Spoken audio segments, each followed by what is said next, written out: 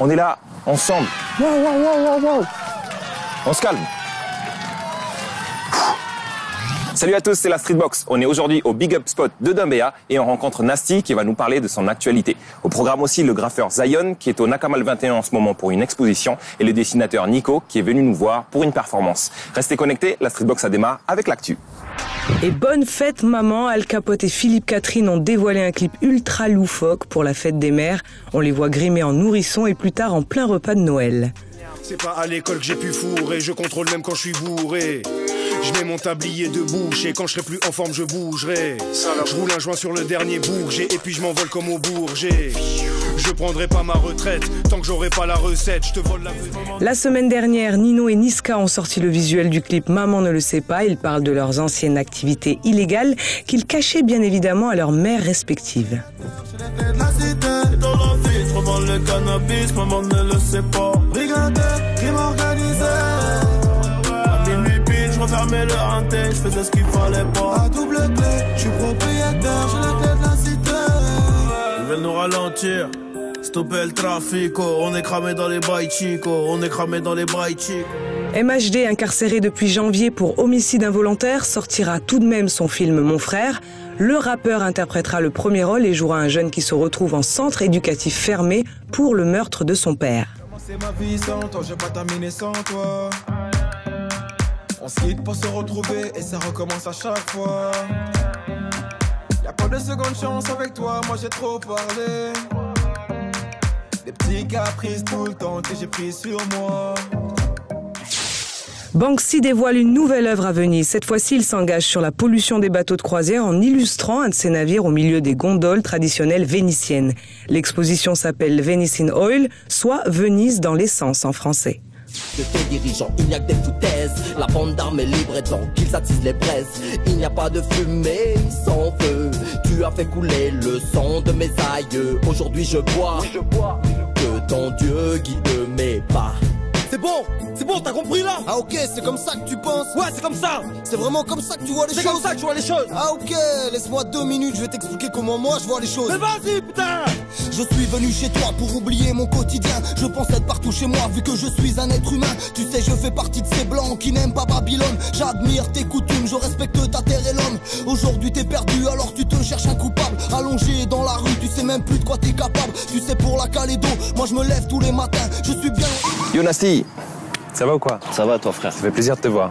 Ouais, c'est cool. On rappelle que tu es rappeur.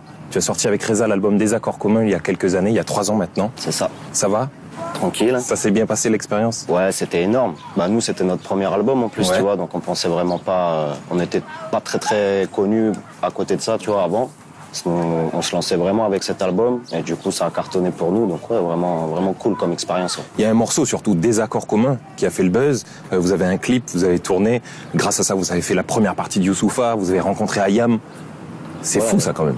Ouais, bah c'est le morceau sur lequel on avait misé un petit peu, hein. Malgré que c'est le dernier morceau qu'on a écrit de l'album, il était même pas prévu dessus à la base. Ah ouais.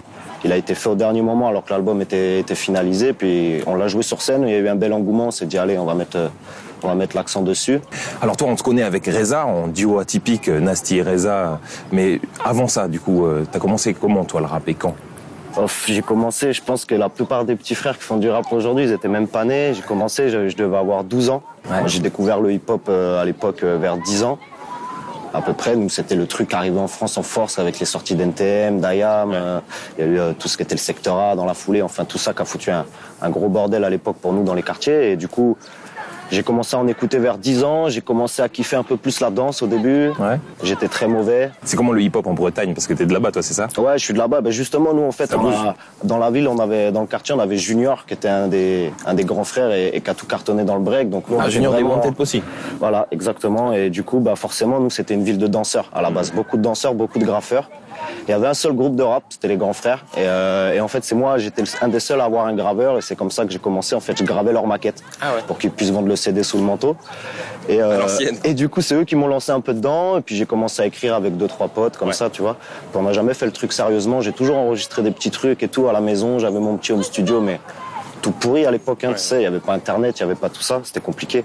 Mais voilà, j'ai commencé comme ça et puis j'ai toujours un peu rappé, mais plus pour moi, pour les potes comme ça, tu vois. Jamais avec l'ambition de faire de la scène ou quoi. Ouais.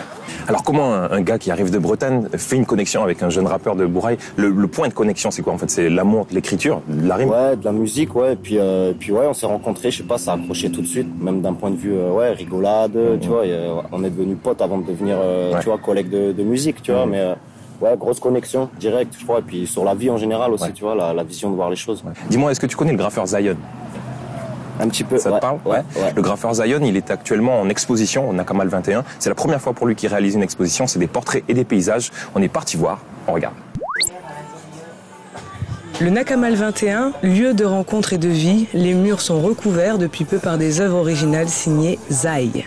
Celle du milieu, ouais, c'est un peu réel. Mais après, il y a différentes techniques aussi.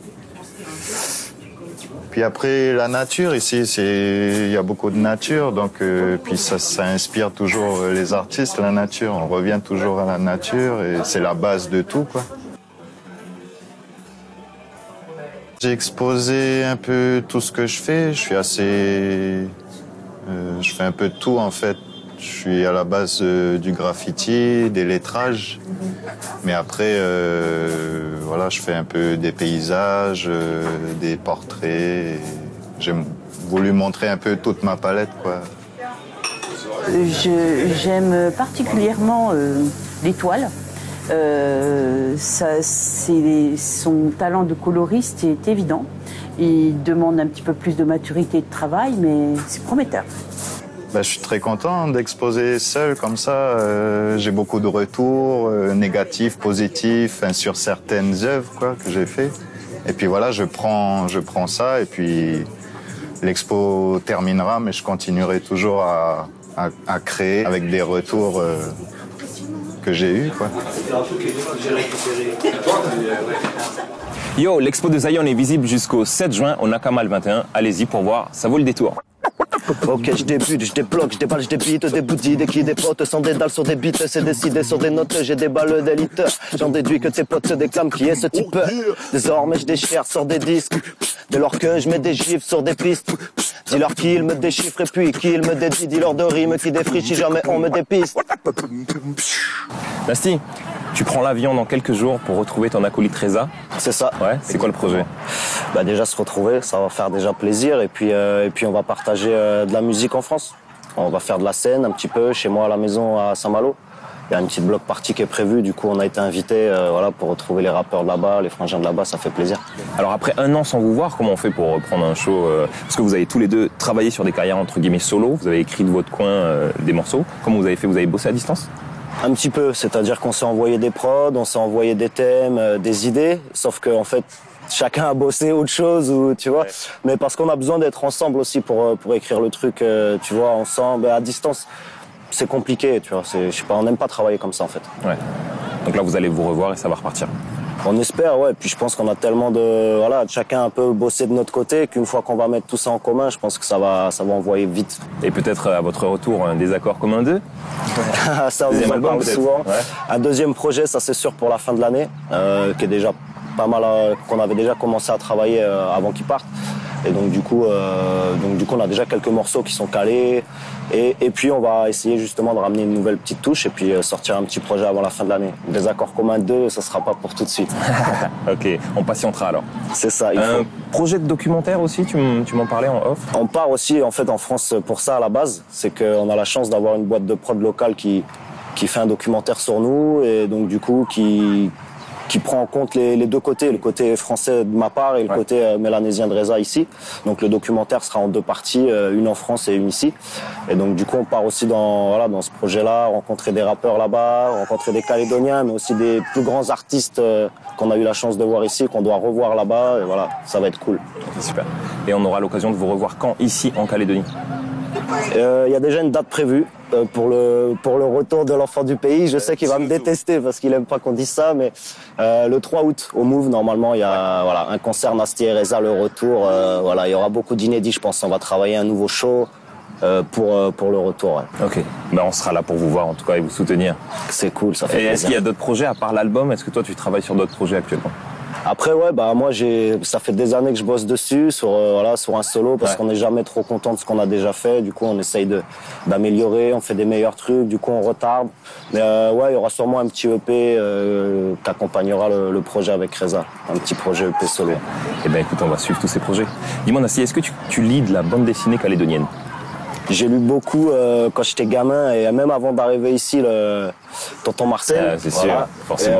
Mais sinon, je connais pas trop ce qui se fait. Alors, nous, on va te faire découvrir un dessinateur, il s'appelle Nico. Il fait Frimeur des îles, il y a plus de 10 tomes aujourd'hui. Et sinon, il fait Cat and Cookies, vous le connaissez peut-être dans votre magazine télé. Il est venu nous voir à la Streetbox et c'est la performance de la semaine.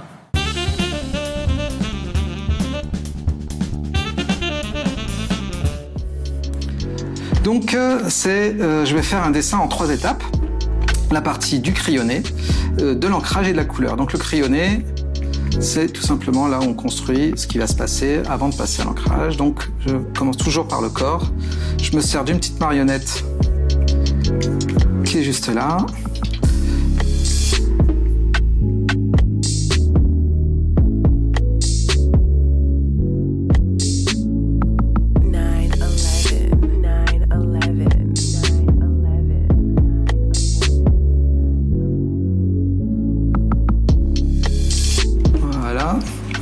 Donc là, on va faire l'ancrage.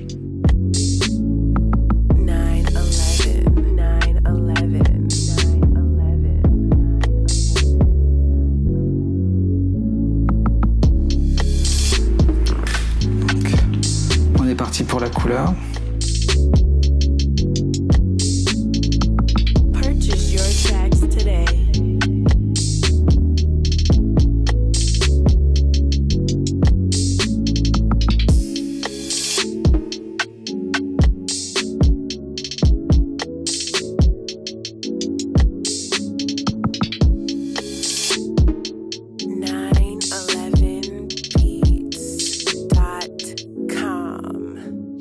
Un grand merci à Nico, que vous pouvez retrouver d'ailleurs chaque semaine dans votre magazine télé avec sa bande dessinée Cat and Cookies.